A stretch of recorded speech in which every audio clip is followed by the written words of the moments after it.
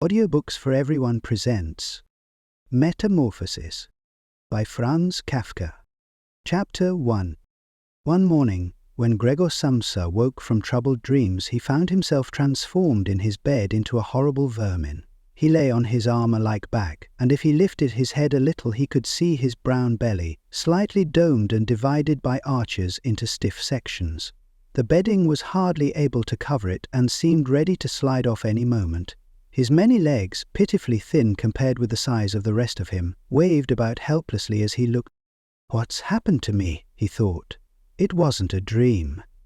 His room, a proper human room, although a little too small, lay peacefully between its four familiar walls.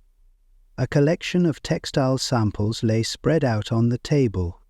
Samsa was a traveling salesman, and above it there hung a picture that he had recently cut out of an illustrated magazine and housed in a nice gilded frame. It showed a lady fitted out with a fur hat and fur boa who sat upright, raising a heavy fur muff that covered the whole of her lower arm towards the viewer. Gregor then turned to look out the window at the dull weather. Drops of rain could be heard hitting the pane, which made him feel quite sad. "How about if I sleep a little bit longer and forget all this nonsense?" he thought, but that was something he was unable to do because he was used to sleeping on his right and in his present state couldn't get into that position. However hard he threw himself onto his right, he always rolled back to where he was. He must have tried it 100 times, shut his eyes so that he wouldn't have to look at the floundering legs, and only stopped when he began to feel a mild, dull pain there that he had never felt before.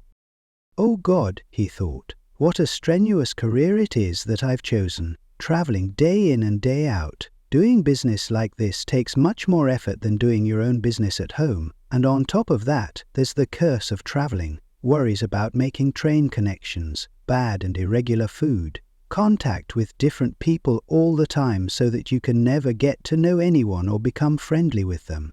It can all go to hell." He felt a slight itch up on his belly, pushed himself slowly up on his back towards the headboard so that he could lift his head better, found where the itch was, and saw that it was covered with lots of little white spots, which he didn't know what to make of. And when he tried to feel the place with one of his legs, he drew it quickly back, because as soon as he touched it, he was overcome by a cold shudder.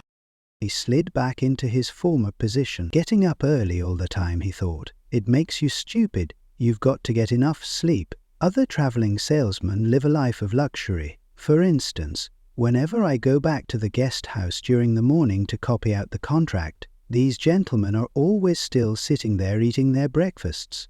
I ought to just try that with my boss. I'd get kicked out on the spot. But who knows, maybe that would be the best thing for me. If I didn't have my parents to think about, I'd have given in my notice a long time ago. I'd have gone up to the boss and told him just what I think. Tell him everything, I would. Let him know just what I feel. He'd fall right off his desk. And it's a funny sort of business to be sitting up there at your desk, talking down at your subordinates from up there, especially when you have to go right up close because the boss is hard of hearing. Well, there's still some hope. Once I've got the money together to pay off my parents' debt to him, another 5 or 6 years, I suppose. That's definitely what I'll do. That's when I'll make the big change. First of all, though, I've got to get up. My train leaves at 5.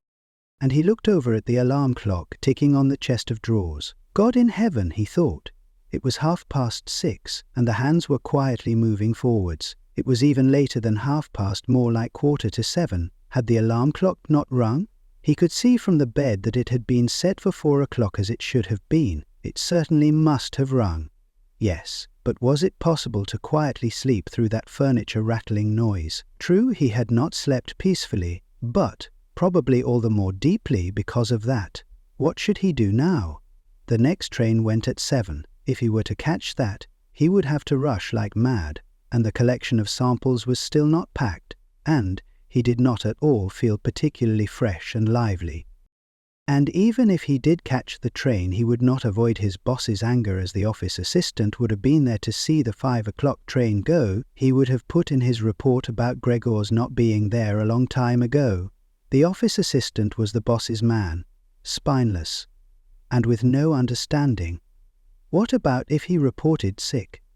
But that would be extremely strained and suspicious, as in 5 years of service, Gregor had never once yet been ill. His boss would certainly come round with a doctor from the medical insurance company, accuse his parents of having a lazy son, and accept the doctor's recommendation not to make any claim, as the doctor believed that no one was ever ill but that many were workshy.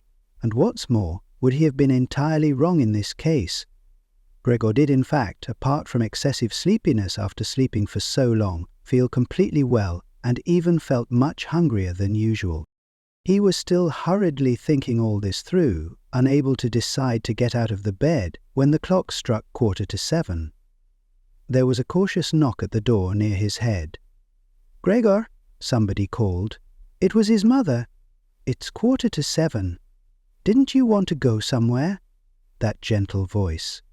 Gregor was shocked when he heard his own voice answering. It could hardly be recognized as the voice he had had before, as if from deep inside him there was a painful and uncontrollable squeaking mixed in with it. The words could be made out at first, but then there was a sort of echo which made them unclear, leaving the hearer unsure whether he had heard properly or not. Gregor had wanted to give a full answer and explain everything, but in the circumstances contented himself with saying, "Yes, mother, yes, thank you, I'm getting up now." The change in Gregor's voice probably could not be noticed outside through the wooden door, as his mother was satisfied with this explanation and shuffled away. But this short conversation made the other members of the family aware that Gregor, against their expectations, was still at home, and soon his father came knocking at one of the side doors, gently but with his fist. "Gregor, Gregor," he called. "What's wrong?" And after a short while he called again with a warning deepness in his voice. "Gregor, Gregor." At the other side door his sister came plaintively. "Gregor, aren't you well? Do you need anything?" Gregor answered to both sides. "I'm ready, now," making an effort to remove all the strangeness from his voice by enunciating very carefully and putting long pauses between each individual word. His father went back to his breakfast, but his sister whispered, "Gregor, open the door, I beg of you." Gregor, however, had no thought of opening the door, and instead congratulated himself for his cautious habit, acquired from his travelling, of locking all doors at night, even when he was at home. The first thing he wanted to do was to get up in peace without being disturbed, to get dressed, and most of all to have his breakfast. Only then would he consider what to do next, as he was well aware that he would not bring his thoughts to any sensible conclusions by lying in bed. He remembered that he had often felt a slight pain in bed, perhaps caused by lying awkwardly, but that had always turned out to be pure imagination, and he wondered how his imaginings would slowly resolve themselves today. He did not have the slightest doubt that the change in his voice was nothing more than the first sign of a serious cold, which was an occupational hazard for travelling salesmen. It was a simple matter to throw off the covers. He only had to blow himself up a little, and they fell off by themselves. But it became difficult after that, especially as he was so exceptionally broad. He would have used his arms and his hands to push himself up, but instead of them he only had all those little legs continuously moving in different directions, and which he was moreover unable to control. If he wanted to bend one of them, then that was the first one that would stretch itself out, and if he finally managed to do what he wanted with that leg, all the others seemed to be set free and would move about painfully. "This is something that can't be done in bed," Gregor said to himself, "so don't keep trying to do it." The first thing he wanted to do was get the lower part of his body out of the bed, but he had never seen this lower part, and could not imagine what it looked like. It turned out to be too hard to move. It went so slowly, and finally, almost in a frenzy, when he carelessly shoved himself forwards with all the force he could gather, he chose the wrong direction, hit hard against the lower bedpost, and learned from the burning pain he felt that the lower part of his body might well, at present, be the most sensitive. So then he tried to get the top part of his body out of the bed first, carefully turning his head to the side. This he managed quite easily, and despite its breadth and its weight, the bulk of his body eventually followed slowly in the direction of the head. But when he had at last got his head out of the bed and into the fresh air, it occurred to him that if he let himself fall, It would be a miracle if his head were not injured, so he became afraid to carry on pushing himself forward the same way, and he could not knock himself out now, at any price. Better to stay in bed than lose consciousness. It took just as much effort to get back to where he had been earlier, but when he lay there sighing, and was once more watching his legs as they struggled against each other even harder than before, if that was possible, he could think of no way of bringing peace and order to this chaos. He told himself once more that it was not possible for him to stay in bed, and that the most sensible thing to do would be to get free of it in whatever way he could, at whatever sacrifice. At the same time, though, he did not forget to remind himself that calm consideration was much better than rushing to desperate conclusions. At times like this he would direct his eyes to the window and look out as clearly as he could, but unfortunately even the other side of the narrow street was enveloped in morning fog, and the view had little confidence or cheer to offer him. 7 o'clock already, he said to himself when the clock struck again. 7 o'clock, and there's still a fog like this. And he lay there quietly a while longer, breathing lightly, as if he perhaps expected the total stillness to bring things back to their real and natural state. But then he said to himself, "Before it strikes 7:15, I'll definitely have to have got properly out of bed, and by then somebody will have come round from work to ask what's happened to me as well, as they open up at work before 7 o'clock. And so he set himself to the task of swinging the entire length of his body out of the bed, all at the same time. If he succeeded in falling out of bed in this way and kept his head raised as he did so, he could probably avoid injuring it. His back seemed to be quite hard, and probably nothing would happen to it falling onto the carpet. His main concern was for the loud noise he was bound to make, and which even through all the doors would probably raise concern, if not alarm. But it was something that had to be risked. When Gregor was already sticking halfway out of the bed, the new method was more of a game than an effort. All he had to do was rock back and forth. It occurred to him how simple everything would be if somebody came to help him. 2 strong people, he had his father and the maid in mind, would have been more than enough.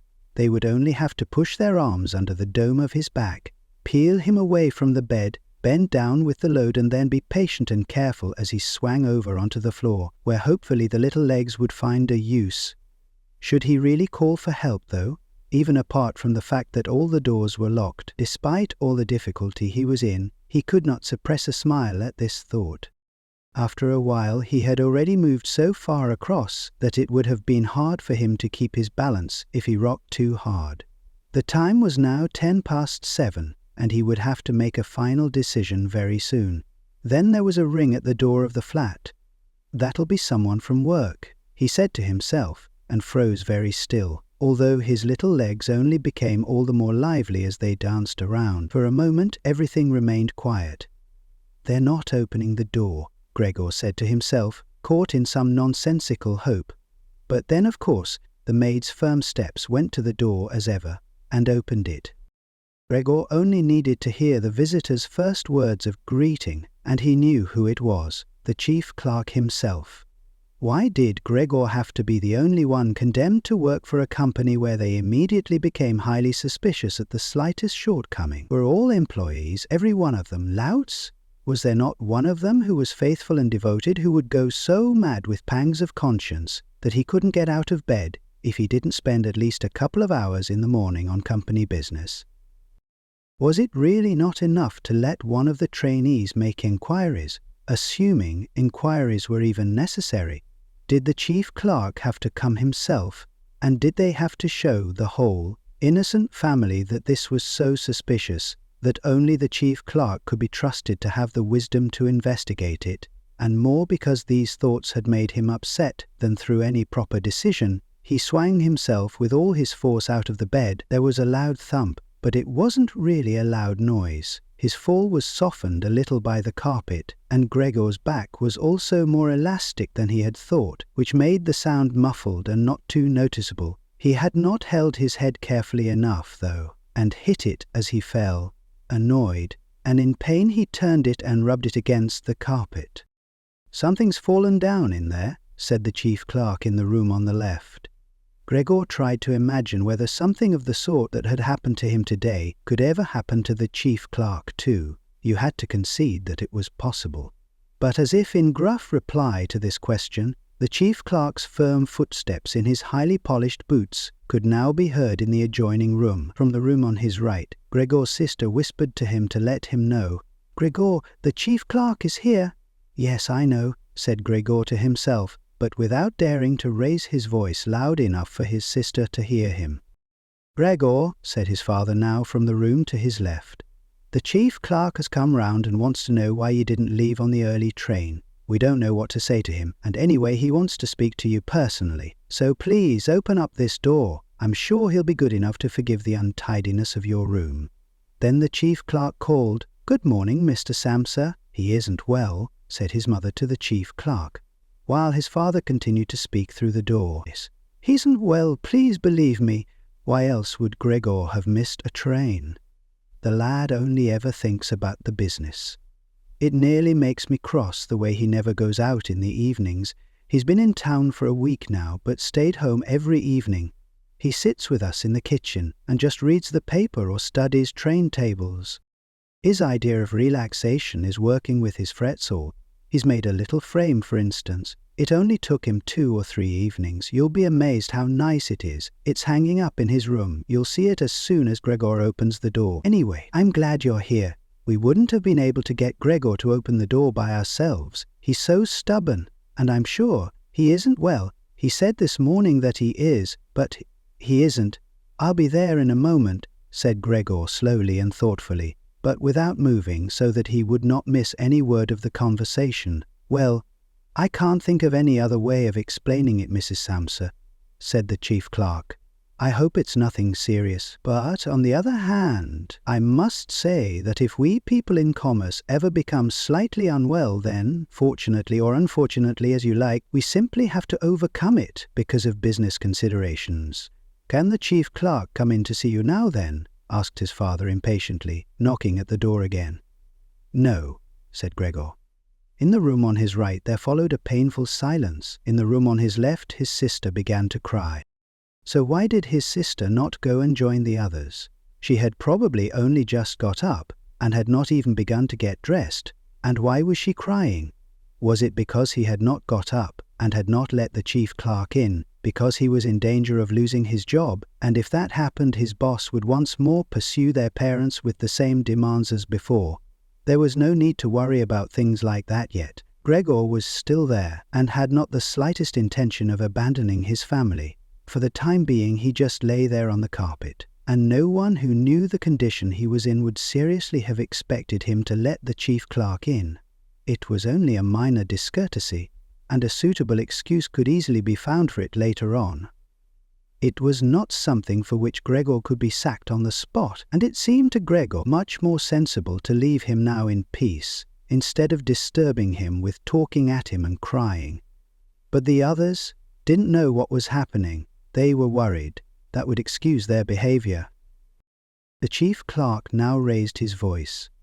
"Mr. Samsa," he called to him, "what is wrong? You barricade yourself in your room. Give us no more than yes or no for an answer. You are causing serious and unnecessary concern to your parents, and you fail, and I mention this just by the way, you fail to carry out your business duties in a way that is quite unheard of. I'm speaking here on behalf of your parents and of your employer, and really must request a clear and immediate explanation. I am astonished, quite astonished. I thought I knew you as a calm and sensible person, and now you suddenly seem to be showing off with peculiar whims. This morning your employer did suggest a possible reason for your failure to appear. It's true. It had to do with the money that was recently entrusted to you, but I came near to giving him my word of honor that that could not be the right explanation.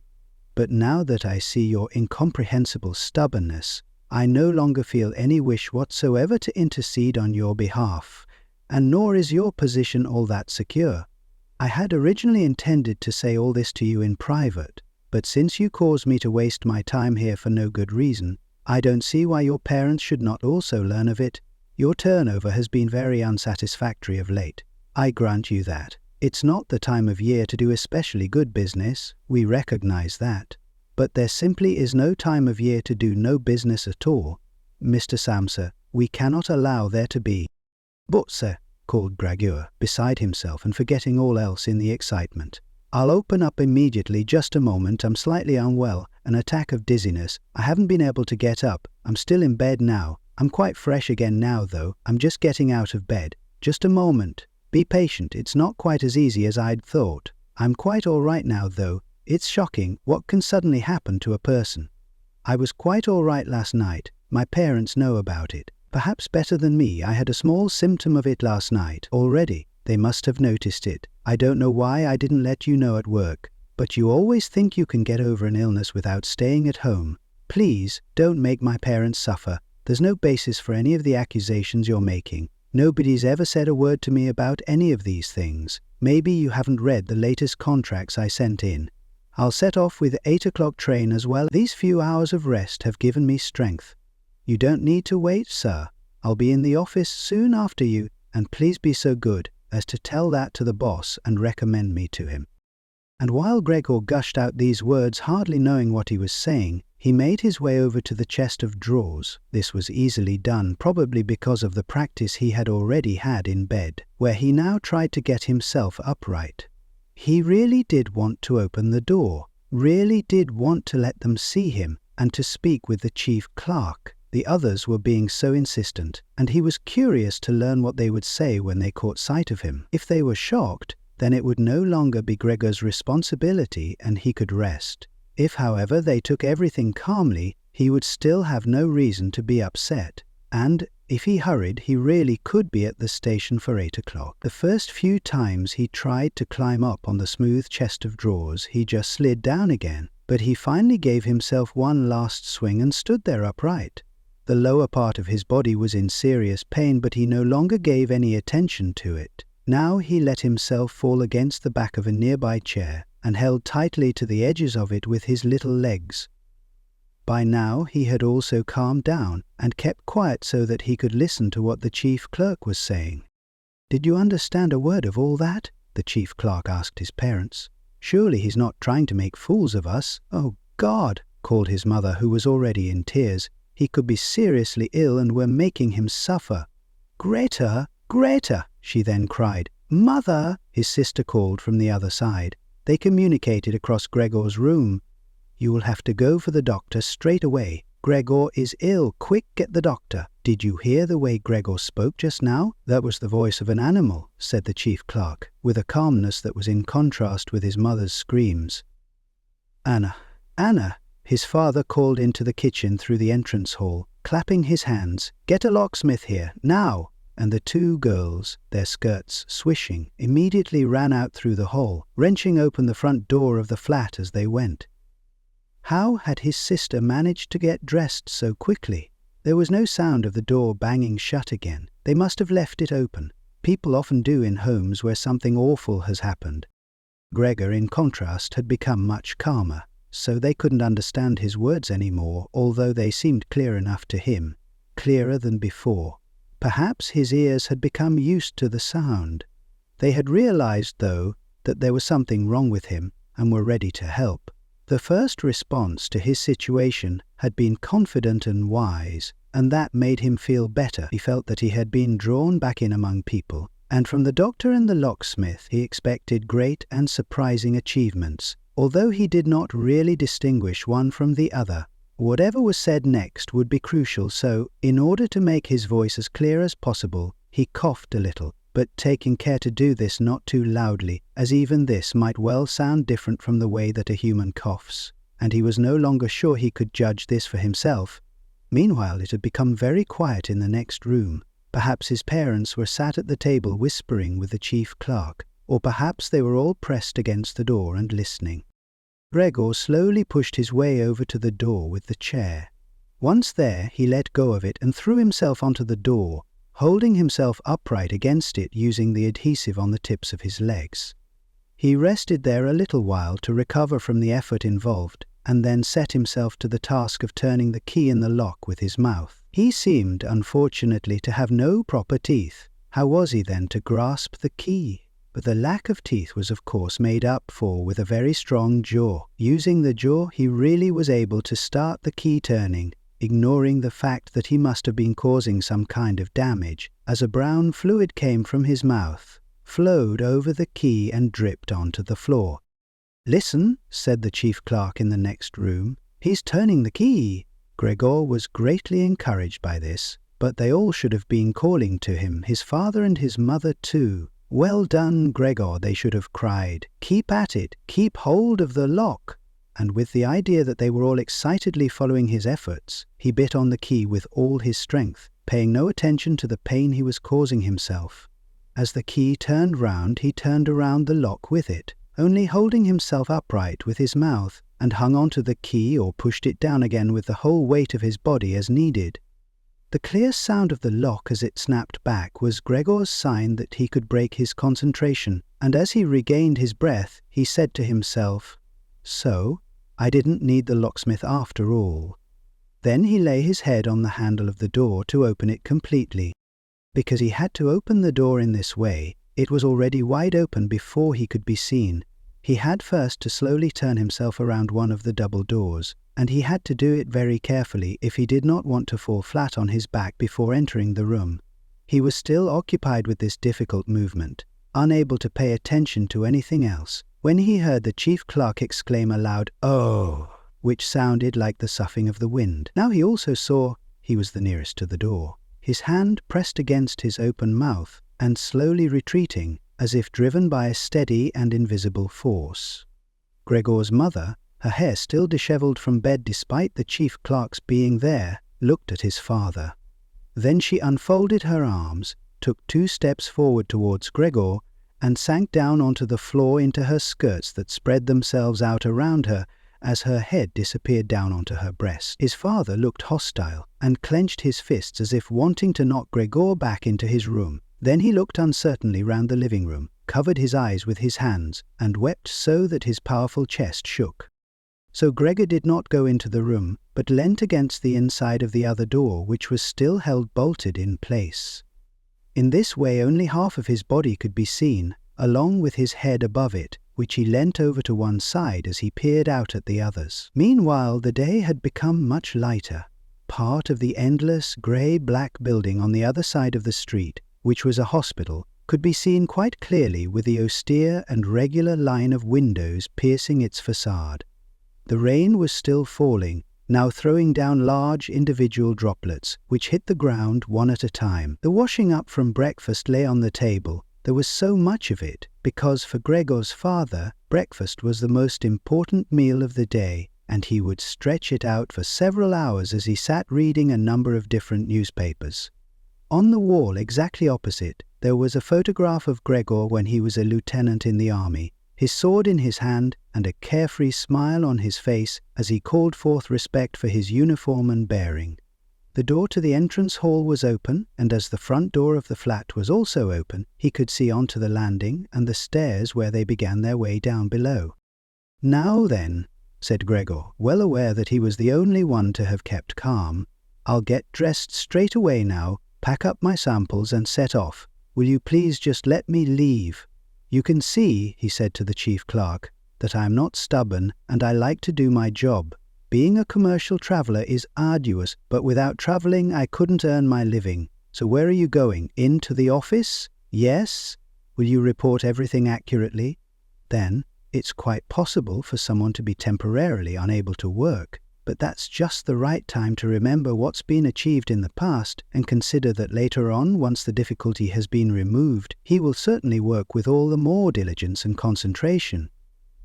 You're well aware that I am seriously in debt to our employer as well as having to look after my parents and my sister, so that I am trapped in a difficult situation, but I will work my way out of it again.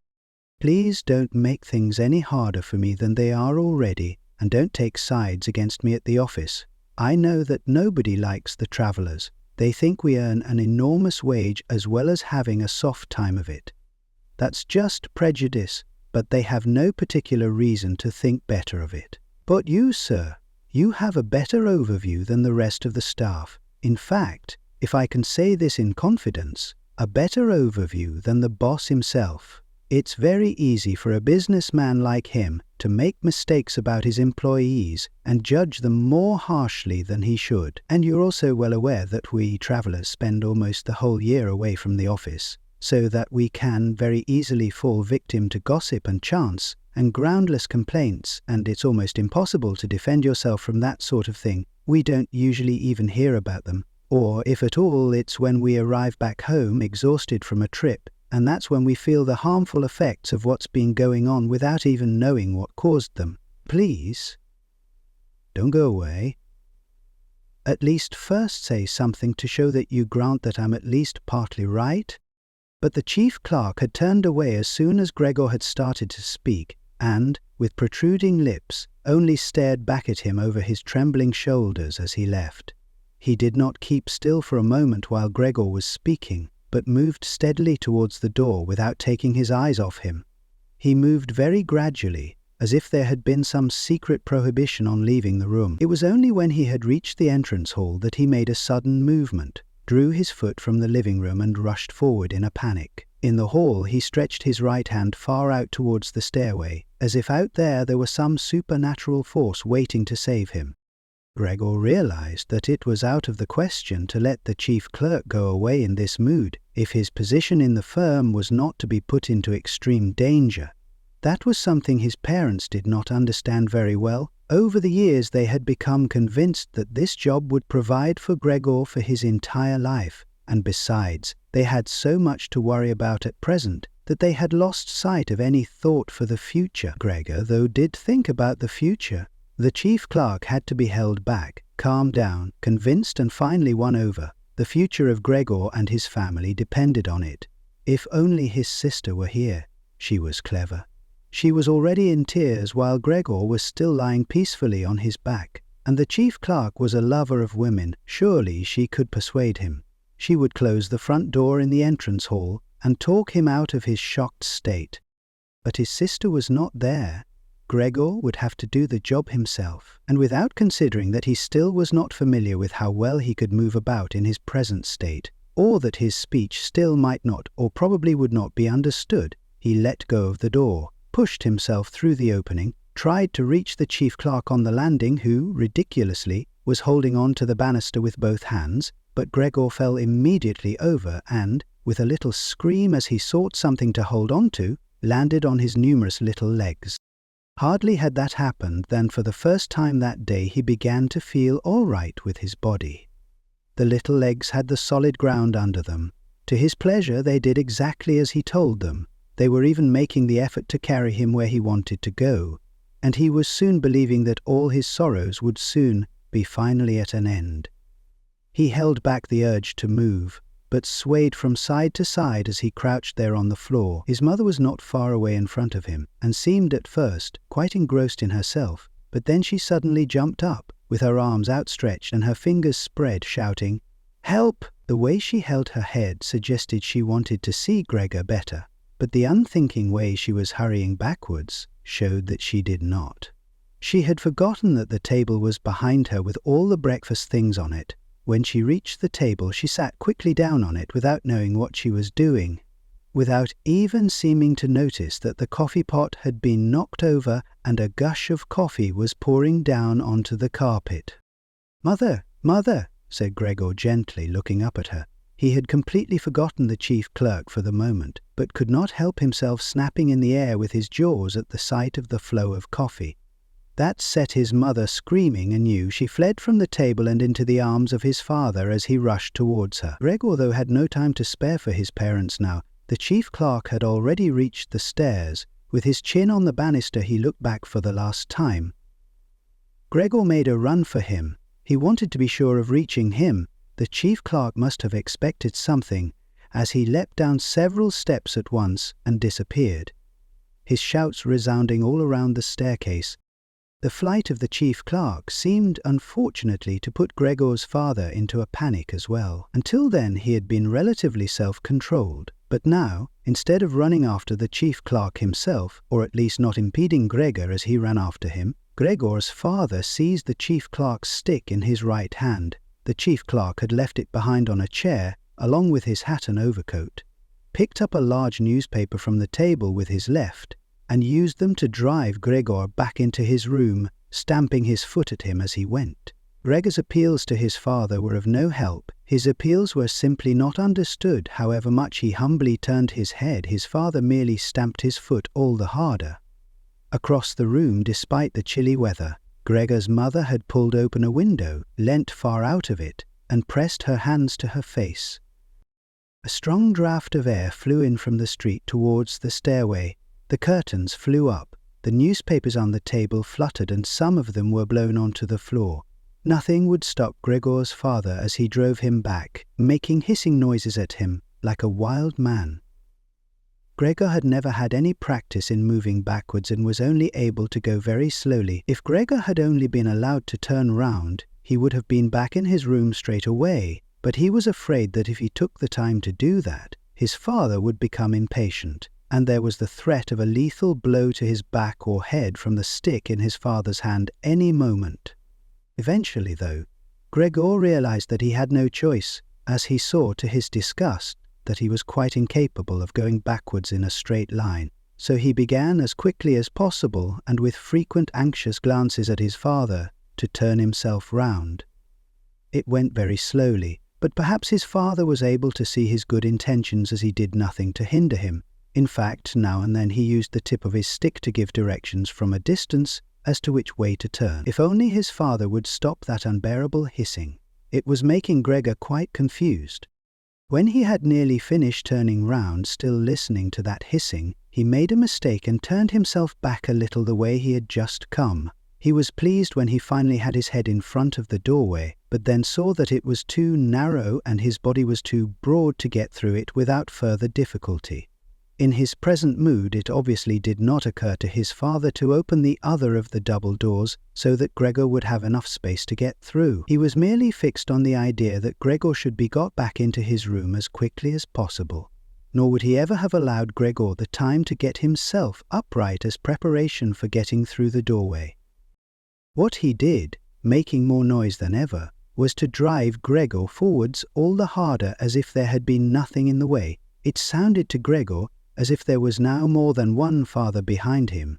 It was not a pleasant experience, and Gregor pushed himself into the doorway without regard for what might happen. One side of his body lifted itself. He lay at an angle in the doorway. One flank scraped on the white door and was painfully injured, leaving vile brown flecks on it. Soon he was stuck fast, and would not have been able to move at all by himself. The little legs along one side hung quivering in the air, while those on the other side were pressed painfully against the ground. Then his father gave him a hefty shove from behind, which released him from where he was held and sent him flying and heavily bleeding deep into his room. The door was slammed shut with the stick. Then, finally, all was quiet. Chapter 2. It was not until it was getting dark that evening that Gregor awoke from his deep and coma-like sleep. He would have woken soon afterwards anyway, even if he hadn't been disturbed, as he had had enough sleep and felt fully rested. But he had the impression that some hurried steps and the sound of the door leading into the front room being carefully shut had woken him. The light from the electric street lamps shone palely here and there onto the ceiling and tops of the furniture. But down below, where Gregor was, it was dark. He pushed himself over to the door, feeling his way clumsily with his antennae, of which he was now beginning to learn the value, in order to see what had been happening there. The whole of his left side seemed like one painfully stretched scar, and he limped badly on his 2 rows of legs. One of the legs had been badly injured in the events of that morning. It was nearly a miracle that only one of them had been, and dragged along lifelessly. It was only when he had reached the door that he realized what it actually was that had drawn him over to it. It was the smell of something to eat. By the door there was a dish filled with sweetened milk, with little pieces of white bread floating in it. He was so pleased he almost laughed, as he was even hungrier than he had been that morning, and immediately dipped his head into the milk, nearly covering his eyes with it. But he soon drew his head back again in disappointment. Not only did the pain in his tender left side make it difficult to eat the food, he was only able to eat if his whole body worked together as a snuffling whole. But the milk did not taste at all nice. Milk like this was normally his favorite drink, and his sister had certainly left it there for him because of that. But he turned almost against his own will, away from the dish and crawled back into the center of the room. Through the crack in the door, Gregor could see that the gas had been lit in the living room. His father at this time would normally be sat with his evening paper, reading it out in a loud voice to Gregor's mother and sometimes to his sister, but there was now not a sound to be heard. Gregor's sister would often write and tell him about this reading, but maybe his father had lost the habit in recent time. It was so quiet all around, too, even though there must have been somebody in the flat. "What a quiet life it is the family lead," said Gregor to himself, and, gazing into the darkness, felt a great pride that he was able to provide a life like that in such a nice home for his sister and parents. But what now? If all this peace and wealth and comfort should come to a horrible and frightening end, that was something that Gregor did not want to think about too much, so he started to move about, crawling up and down the room. Once during that long evening, the door on one side of the room was opened very slightly and hurriedly closed again. Later on, the door on the other side did the same. It seemed that someone needed to enter the room but thought better of it. Gregor went and waited immediately by the door, resolved either to bring the timorous visitor into the room in some way, or at least to find out who it was. But the door was opened no more that night, and Gregor waited in vain. The previous morning, while the doors were locked, everyone had wanted to get in there, to him. But now that he had opened up one of the doors, and the other had clearly been unlocked some time during the day, no one came, and the keys were in the other sides.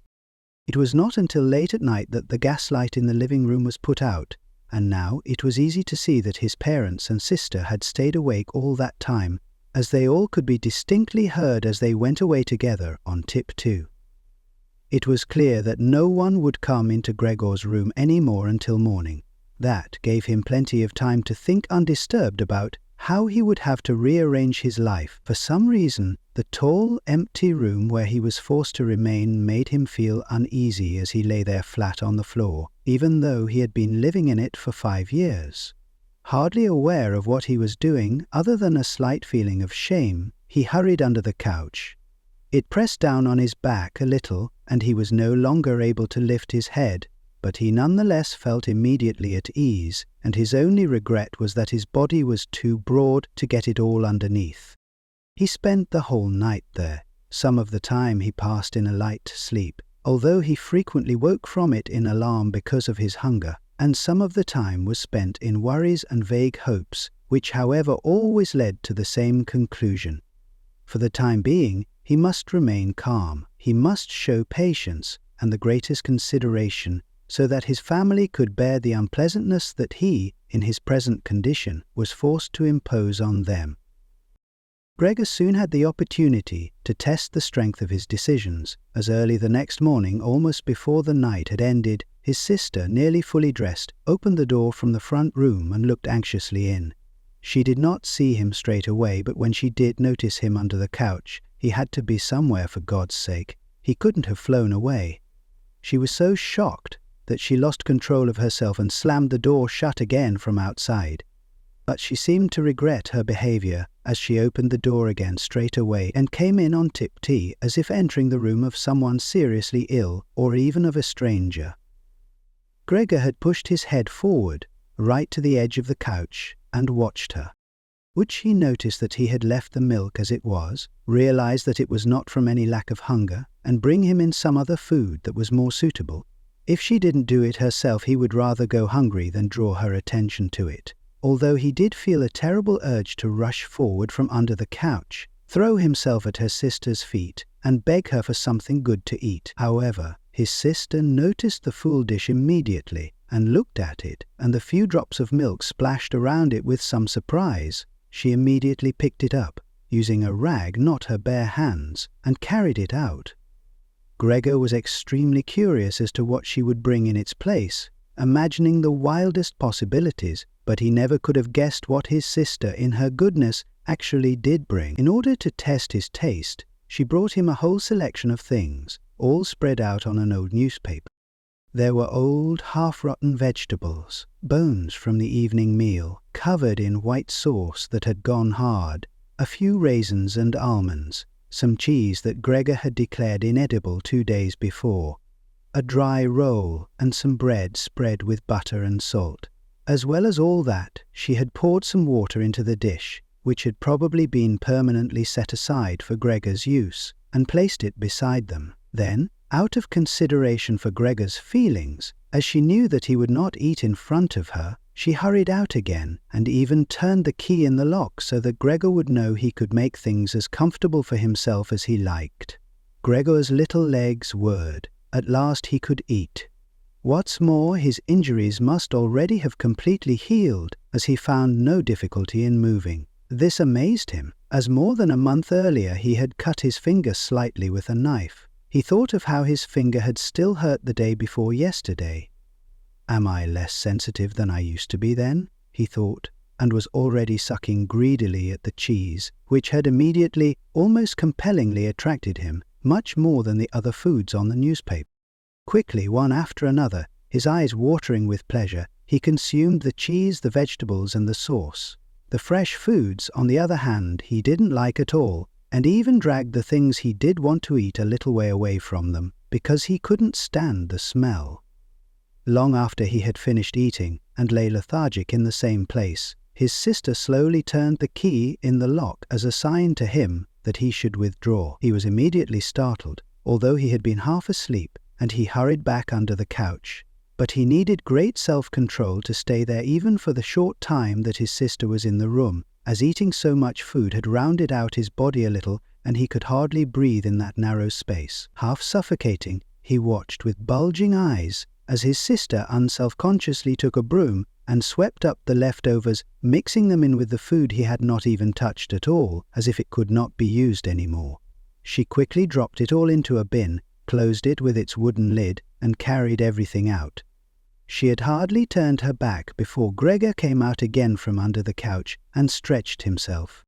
This was how Gregor received his food each day now, once in the morning while his parents and the maid were still asleep, and the second time after everyone had eaten their meal at midday, as his parents would sleep for a little while then as well, and Gregor's sister would send the maid away on some errand. Gregor's father and mother certainly did not want him to starve either, but perhaps it would have been more than they could stand to have any more experience of his feeding than being told about it, and perhaps his sister wanted to spare them what distress she could, as they were indeed suffering enough.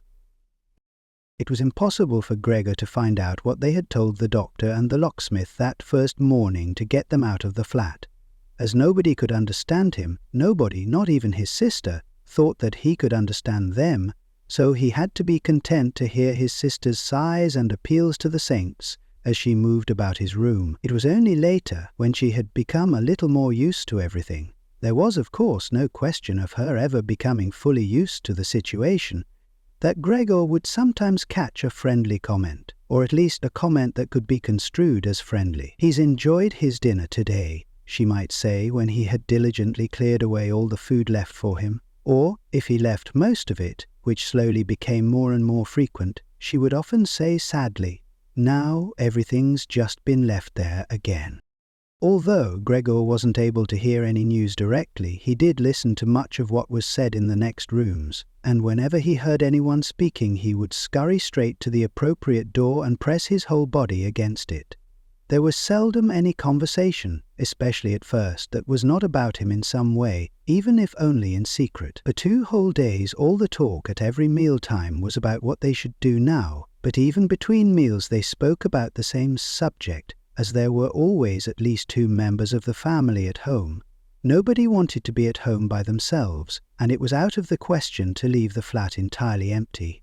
And on the very first day the maid had fallen to her knees and begged Gregor's mother to let her go without delay. It was not very clear how much she knew of what had happened, but she left within a quarter of an hour, tearfully thanking Gregor's mother for her dismissal, as if she had done her an enormous service.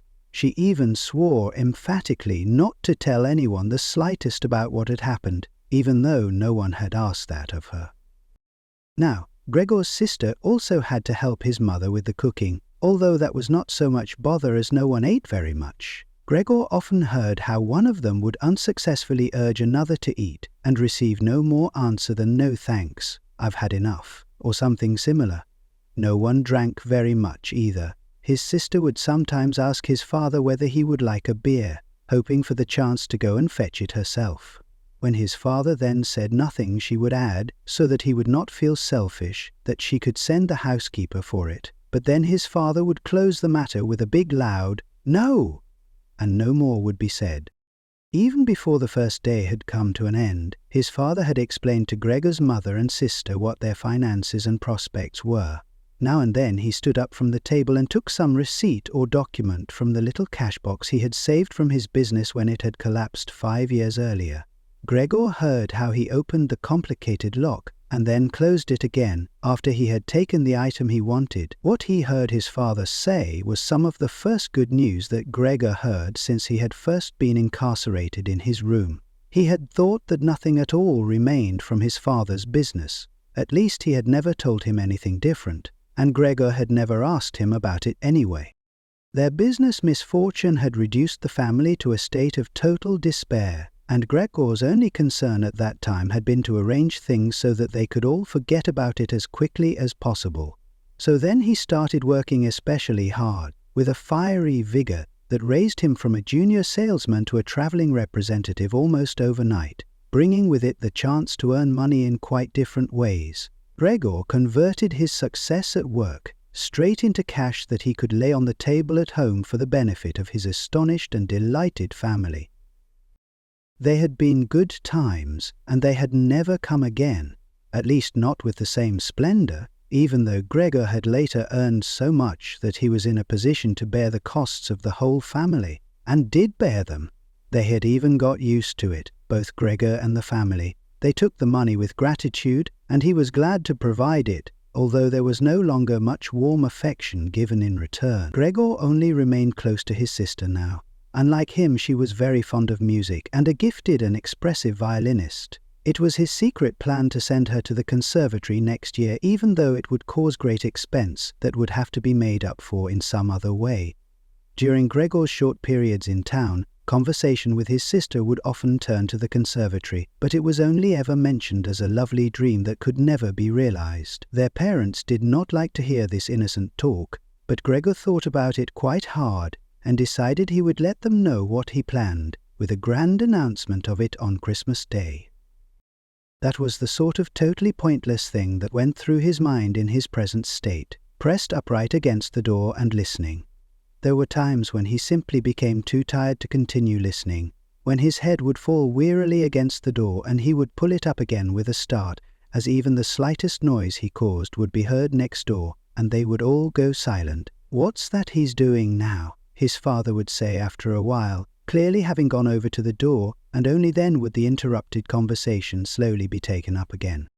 When explaining things, his father repeated himself several times, partly because it was a long time since he had been occupied with these matters himself, and partly because Gregor's mother did not understand everything the first time. From these repeated explanations, Gregor learned, to his pleasure, that despite all their misfortunes, there was still some money available from the old days. It was not a lot, but it had not been touched in the meantime, and some interest had accumulated. Besides that, they had not been using up all the money that Gregor had been bringing home every month, keeping only a little for himself, so that too had been accumulating. Behind the door, Gregor nodded with enthusiasm in his pleasure at this unexpected thrift and caution. He could actually have used this surplus money to reduce his father's debt to his boss, and the day when he could have freed himself from that job would have come much closer, but now it was certainly better the way his father had done things.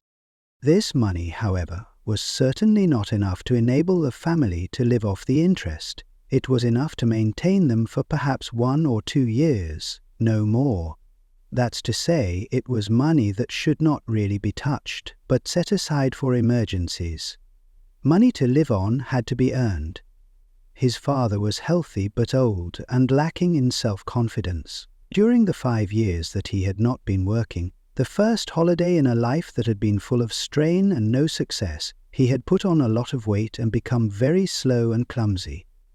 Would Gregor's elderly mother now have to go and earn money?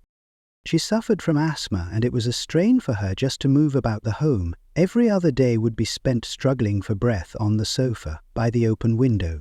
Would his sister have to go and earn money? She was still a child of 17. Her life up till then had been very enviable, consisting of wearing nice clothes, sleeping late, helping out in the business, joining in with a few modest pleasures, and most of all playing the violin. Whenever they began to talk of the need to earn money, Gregor would always first let go of the door and then throw himself onto the cool leather sofa next to it, as he became quite hot with shame and regret.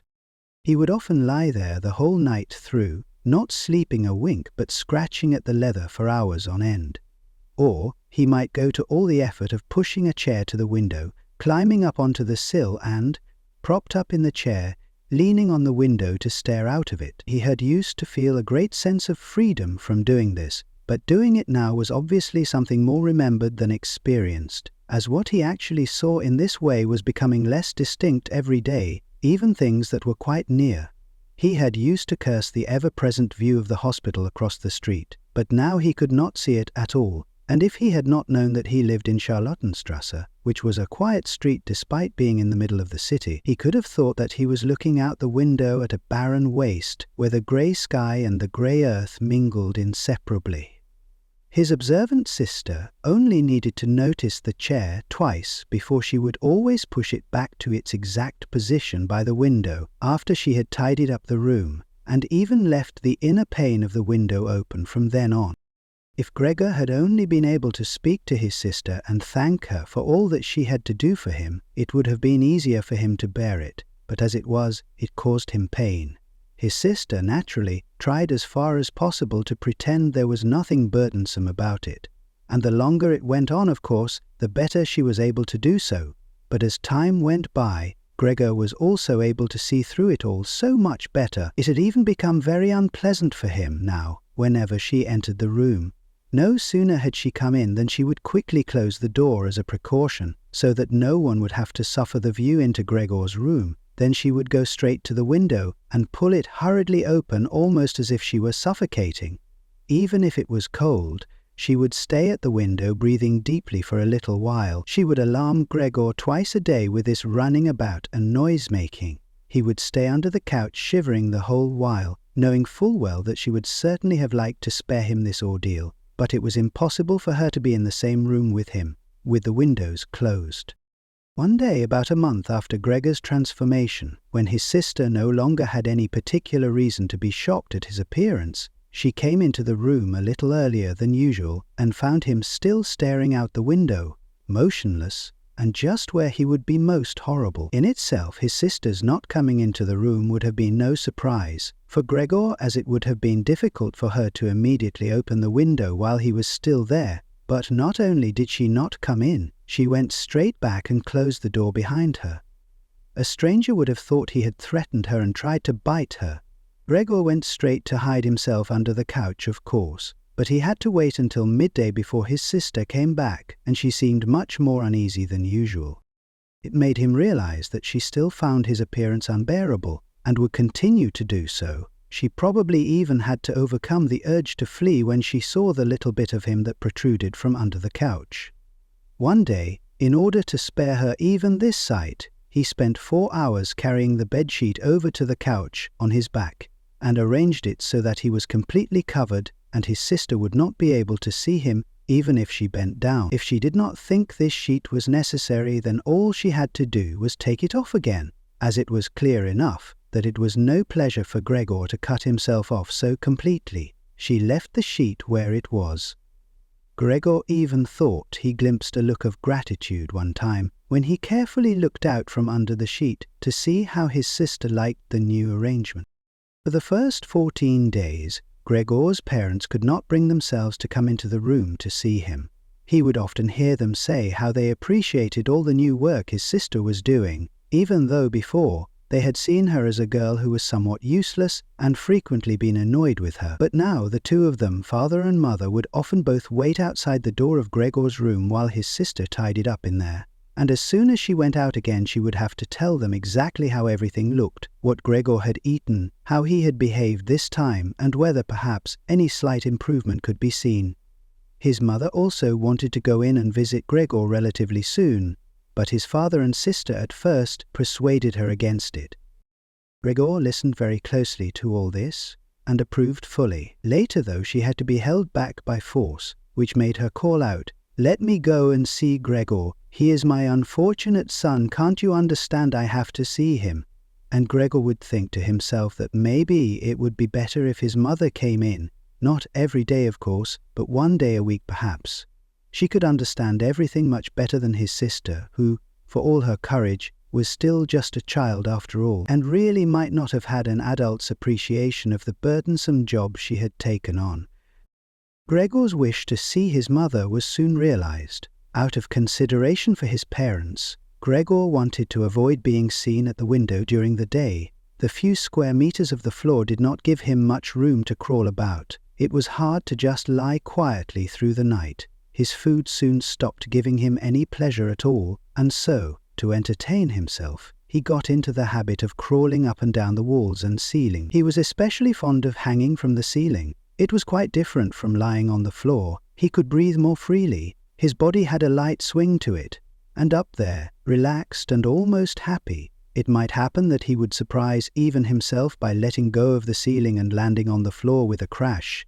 But now, of course, he had far better control of his body than before, and, even with a fall as great as that, caused himself no damage. Very soon his sister noticed Gregor's new way of entertaining himself. He had, after all, left traces of the adhesive from his feet as he crawled about, and got it into her head to make it as easy as possible for him by removing the furniture that got in his way, especially the chest of drawers and the desk.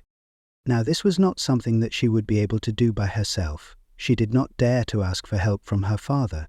The 16-year-old maid had carried on bravely since the cook had left, but she certainly would not have helped in this. She had even asked to be allowed to keep the kitchen locked at all times and never to have to open the door unless it was especially important. So his sister had no choice but to choose some time when Gregor's father was not there and fetch his mother to help her.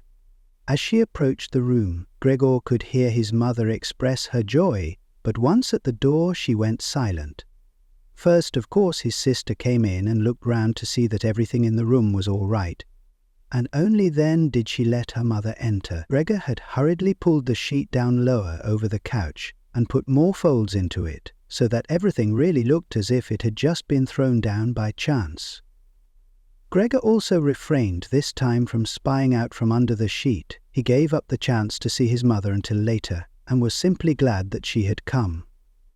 "You can come in, he can't be seen," said his sister, obviously leading her in by the hand. The old chest of drawers was too heavy for a pair of feeble women to be heaving about, but Gregor listened as they pushed it from its place.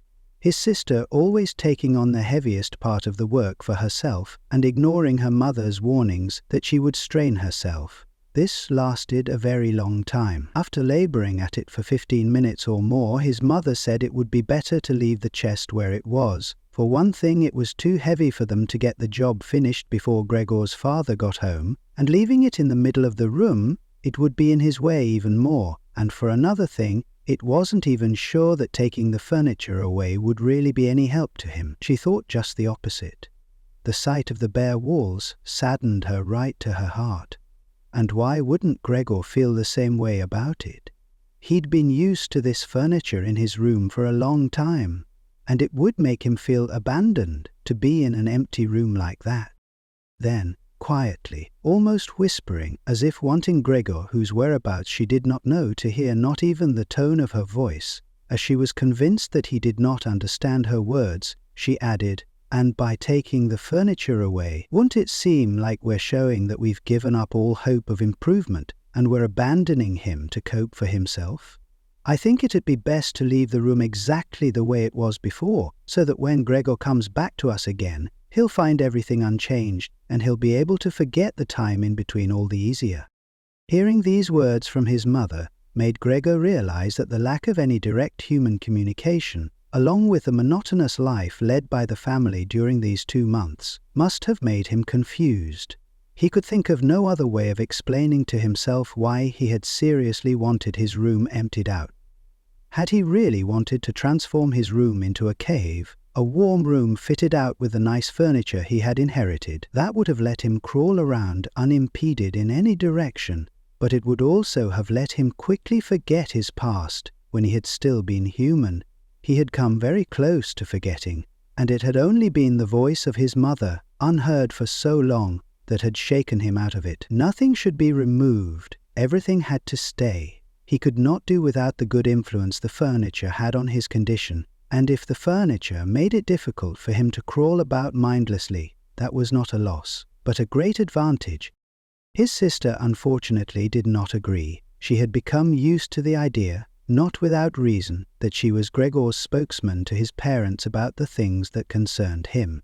This meant that his mother's advice now was sufficient reason for her to insist on removing not only the chest of drawers and the desk, as she had thought at first, but all the furniture apart from the all-important couch. It was more than childish perversity, of course, or the unexpected confidence she had recently acquired, that made her insist. She had indeed noticed that Gregor needed a lot of room to crawl about in, whereas the furniture, as far as anyone could see, was of no use to him at all. Girls of that age, though, do become enthusiastic about things and feel they must get their way whenever they can. Perhaps this was what tempted Greta to make Gregor's situation seem even more shocking than it was, so that she could do even more for him. Greta would probably be the only one who would dare enter a room dominated by Gregor, crawling about the bare walls by himself. So she refused to let her mother dissuade her. Gregor's mother already looked uneasy in his room. She soon stopped speaking and helped Gregor's sister to get the chest of drawers out with what strength she had. The chest of drawers was something that Gregor could do without if he had to, but the writing desk had to stay. Hardly had the 2 women pushed the chest of drawers, groaning, out of the room, than Gregor poked his head out from under the couch to see what he could do about it. He meant to be as careful and considerate as he could, but unfortunately it was his mother who came back first, while Greta in the next room had her arms round the chest, pushing and pulling at it from side to side by herself, without, of course, moving it an inch. His mother was not used to the sight of Gregor. He might have made her ill, so Gregor hurried backwards to the far end of the couch. In his startlement, though, he was not able to prevent the sheet at its front from moving a little. It was enough to attract his mother's attention. She stood very still, remained there a moment, and then went back out to Greta. Gregor kept trying to assure himself that nothing unusual was happening. It was just a few pieces of furniture being moved after all. But he soon had to admit that the women going to and fro, their little calls to each other, the scraping of the furniture on the floor, all these things made him feel as if he were being assailed from all sides, with his head and legs pulled in against him, and his body pressed to the floor. He was forced to admit to himself that he could not stand all of this much longer. They were emptying his room out, taking away everything that was dear to him. They had already taken out the chest containing his fret-sword and other tools. Now they threatened to remove the writing desk with its place clearly worn into the floor, the desk where he had done his homework as a business trainee at high school, even while he had been at infant school. He really could not wait any longer to see whether the 2 women's intentions were good. He had nearly forgotten they were there anyway, as they were now too tired to say anything while they worked, and he could only hear their feet as they stepped heavily on the floor. So, while the women were leant against the desk in the other room catching their breath, he sallied out, changed direction 4 times, not knowing what he should say first before his attention was suddenly caught by the picture on the wall, which was already denuded of everything else that had been on it, of the lady dressed in copious fur. He hurried up onto the picture and pressed himself against its glass. It held him firmly and felt good on his hot belly. This picture, at least, now totally covered by Gregor, would certainly be taken away by no one. He turned his head to face the door into the living room so that he could watch the women when they came back. They had not allowed themselves a long rest and came back quite soon. Greta had put her arm around her mother and was nearly carrying her. "What shall we take now, then?" said Gretel, and looked around. Her eyes met those of Gregor on the wall. Perhaps only because her mother was there, she remained calm, bent her face to her so that she would not look round, and said, albeit hurriedly and with a tremor in her voice, "Come on, let's go back in the living room for a while." Gregor could see what Greta had in mind. She wanted to take her mother somewhere safe and then chase him down from the wall. Well, she could certainly try it. He sat unyielding on his pitcher. He would rather jump at Greta's face. But Greta's words had made her mother quite worried. She stepped to one side, saw the enormous brown patch against the flowers of the wallpaper, and before she even realized it was Gregor that she saw, screamed, "Oh God! Oh God!" Arms outstretched, she fell onto the couch as if she had given up everything and stayed there, immobile. "Gregor!" shouted his sister, glowering at him and shaking her fist. That was the first word she had spoken to him directly since his transformation. She ran into the other room to fetch some kind of smelling salts to bring her mother out of her faint. Gregor wanted to help too. He could save his pitcher later, although he stuck fast to the glass and had to pull himself off by force. Then he too ran into the next room, as if he could advise his sister like in the old days, but he had to just stand behind her doing nothing. She was looking into various bottles. He startled her when she turned round. A bottle fell to the ground and broke. A splinter cut Gregor's face. Some kind of caustic medicine splashed all over him. Now, without delaying any longer, Greta took hold of all the bottles she could and ran with them in to her mother. She slammed the door shut with her foot. So now Gregor was shut out from his mother, who, because of him, might be near to death. He could not open the door if he did not want to chase his sister away, and she had to stay with his mother. There was nothing for him to do but wait, and oppressed with anxiety and self-reproach, he began to crawl about. He crawled over everything, walls, furniture, ceiling, and finally in his confusion, as the whole room began to spin around him, he fell down into the middle of the dinner table. He lay there for a while, numb and immobile. All around him it was quiet. Maybe that was a good sign. Then there was someone at the door.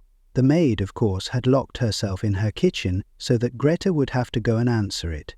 His father had arrived home. "What's happened?" were his first words. Greta's appearance must have made everything clear to him. She answered him with subdued voice and openly pressed her face into his chest. "Mother's fainted, but she's better now." Gregor got out. "Just as I expected," said his father. "Just as I always said, but you women wouldn't listen, would you?" It was clear to Gregor that Greta had not said enough, and that his father took it to mean that something bad had happened, that he was responsible for some act of violence.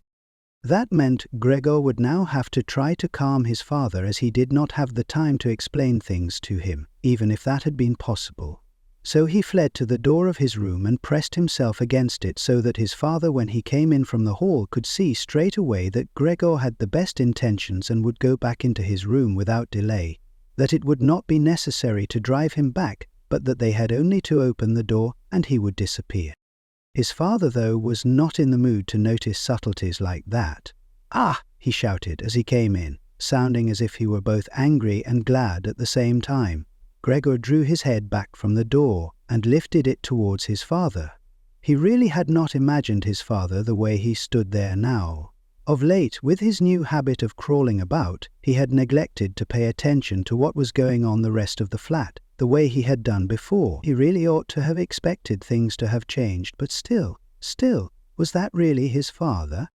The same tired man as used to be laying there entombed in his bed when Gregor came back from his business trips, who would receive him sitting in the armchair in his nightgown when he came back in the evenings, who was hardly even able to stand up, but as a sign of his pleasure would just raise his arms, and who, on the couple of times a year when they went for a walk together on a Sunday or public holiday, wrapped up tightly in his overcoat between Gregor and his mother, would always labour his way forward a little more slowly than them, who were already walking slowly for his sake, who would place his stick down carefully, and, if he wanted to say something, would invariably stop and gather his companions around him. He was standing up straight enough now, dressed in a smart blue uniform with gold buttons, the sort worn by the employees at the banking institute. Above the high, stiff collar of the coat, his strong double chin emerged. Under the bushy eyebrows, his piercing dark eyes looked out fresh and alert. His normally unkempt white hair was combed down painfully close to his scalp. He took his cap with its gold monogram from probably some bank and threw it in an arc right across the room onto the sofa, put his hands in his trouser pockets, pushing back the bottom of his long uniform coat, and with look of determination walked towards Gregor. He probably did not even know himself what he had in mind, but nonetheless lifted his feet unusually high. Gregor was amazed at the enormous size of the soles of his boots, but wasted no time with that. He knew full well, right from the first day of his new life, that his father thought it necessary to always be extremely strict with him. And so he ran up to his father, stopped when his father stopped, scurried forwards again when he moved, even slightly. In this way they went round the room several times without anything decisive happening, without even giving the impression of a chase, as everything went so slowly. Gregor remained all this time on the floor, largely because he feared his father might see it as specially provoking if he fled onto the wall or ceiling. Whatever he did, Gregor had to admit that he certainly would not be able to keep up this running about for long. As for each step his father took, he had to carry out countless movements. He became noticeably short of breath. Even in his earlier life his lungs had not been very reliable. Now, as he lurched about in his efforts to muster all the strength he could for running, he could hardly keep his eyes open. His thoughts became too slow for him to think of any other way of saving himself than running. He almost forgot that the walls were there for him to use, although here they were concealed behind carefully carved furniture full of notches and protrusions. Then, right beside him, lightly tossed, something flew down and rolled in front of him. It was an apple, then another one immediately flew at him. Gregor froze in shock. There was no longer any point in running, as his father had decided to bombard him. He had filled his pockets with fruit from the bowl on the sideboard and now, without even taking the time for careful aim, threw one apple after another. These little red apples rolled about on the floor, knocking into each other as if they had electric motors. An apple thrown without much force glanced against Gregor's back and slid off without doing any harm. Another one, however, immediately following it, hit squarely and lodged in his back. Gregor wanted to drag himself away, as if he could remove the incredible pain by changing his position, but he felt as if nailed to the spot and spread himself out, all his senses in confusion. The last thing he saw was the door of his room being pulled open. His sister was screaming. His mother ran out in front of her, in her blouse, as his sister had taken off some of her clothes after she had fainted to make it easier for her to breathe. She ran to his father, her skirts unfastened and sliding one after another to the ground. Stumbling over the skirts, she pushed herself to his father, her arms around him, uniting herself with him totally. Now Gregor lost his ability to see anything, her hands behind his father's head, begging him to spare Gregor's life. Chapter 3. No one dared to remove the apple lodged in Gregor's flesh, so it remained there as a visible reminder of his injury. He had suffered it there for more than a month, and his condition seemed serious enough to remind even his father that Gregor, despite his current sad and revolting form, was a family member who could not be treated as an enemy. On the contrary, as a family there was a duty to swallow any revulsion for him and to be patient, just to be patient. Because of his injuries, Gregor had lost much of his mobility, probably permanently. He had been reduced to the condition of an ancient invalid, and it took him long minutes to crawl across his room. Crawling over the ceiling was out of the question. But this deterioration in his condition was fully, in his opinion, made up for by the door to the living room being left open every evening. He got into the habit of closely watching it for 1 or 2 hours before it was opened, and then, lying in the darkness of his room where he could not be seen from the living room, he could watch the family in the light of the dinner table and listen to their conversation. With everyone's permission, in a way, and thus quite differently from before. They no longer held the lively conversations of earlier times, of course, the ones that Gregor always thought about with longing when he was tired and getting into the damp bed in some small hotel room. All of them were usually very quiet nowadays. Soon after dinner, his father would go to sleep in his chair. His mother and sister would urge each other to be quiet. His mother, bent deeply under the lamp, would sew fancy underwear for a fashion shop. His sister, who had taken a sales job, learned shorthand and French in the evenings so that she might be able to get a better position later on. Sometimes his father would wake up and say to Gregor's mother, "You're doing so much sewing again today," as if he did not know that he had been dozing. And then he would go back to sleep again while mother and sister would exchange a tired grin. With a kind of stubbornness, Gregor's father refused to take his uniform off even at home. While his nightgown hung unused on its peg, Gregor's father would slumber where he was, fully dressed, as if always ready to serve and expecting to hear the voice of his superior even here. The uniform had not been new to start with, but as a result of this it slowly became even shabbier, despite the efforts of Gregor's mother and sister to look after it. Gregor would often spend the whole evening looking at all the stains on this coat, with its gold buttons always kept polished and shiny, while the old man in it would sleep, highly uncomfortable but peaceful. As soon as it struck 10, Gregor's mother would speak gently to his father to wake him and try to persuade him to go to bed, as he couldn't sleep properly where he was, and he really had to get his sleep if he was to be up at 6 to get to work. But since he had been in work, he had become more obstinate, and would always insist on staying longer at the table, even though he regularly fell asleep, and it was then harder than ever to persuade him to exchange the chair for his bed. Then, however much mother and sister would importune him with little reproaches and warnings, he would keep slowly shaking his head for a quarter of an hour with his eyes closed and refusing to get up. Gregor's mother would tug at his sleeve, whisper endearments into his ear. Gregor's sister would leave her work to help her mother, but nothing would have any effect on him. He would just sink deeper into his chair. Only when the two women took him under the arms he would abruptly open his eyes, look at them one after the other and say, "What a life! This is what peace I get in my old age." And supported by the two women, he would lift himself up carefully, as if he were carrying the greatest load himself, let the women take him to the door, send them off and carry on by himself, while Gregor's mother would throw down her needle and his sister her pen, so that they could run after his father and continue being of help to him. Who, in this tired and overworked family, would have had time to give more attention to Gregor than was absolutely necessary? The household budget became even smaller, so now the maid was dismissed, an enormous, thick-boned charwoman with white hair that flapped around her head came every morning and evening to do the heaviest work. Everything else was looked after by Gregor's mother, on top of the large amount of sewing work she did. Gregor even learnt, listening to the evening conversation about what price they had hoped for, that several items of jewellery belonging to the family had been sold, even though both mother and sister had been very fond of wearing them at functions and celebrations. But the loudest complaint was that, although the flat was much too big for their present circumstances, they could not move out of it. There was no imaginable way of transferring Gregor to the new address. He could see quite well, though, that there were more reasons than consideration for him that made it difficult for them to move. It would have been quite easy to transport him in any suitable crate with a few air holes in it.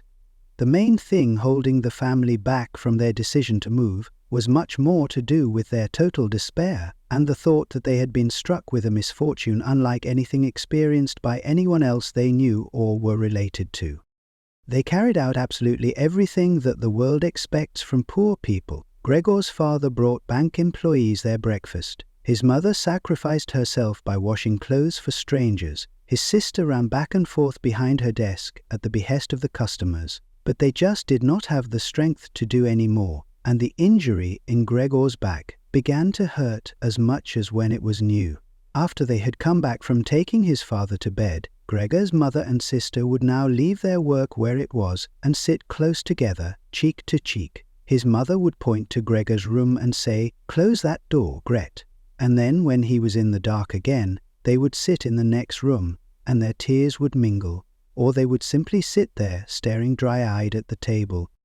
Gregor hardly slept at all, either night or day. Sometimes he would think of taking over the family's affairs, just like before, the next time the door was opened.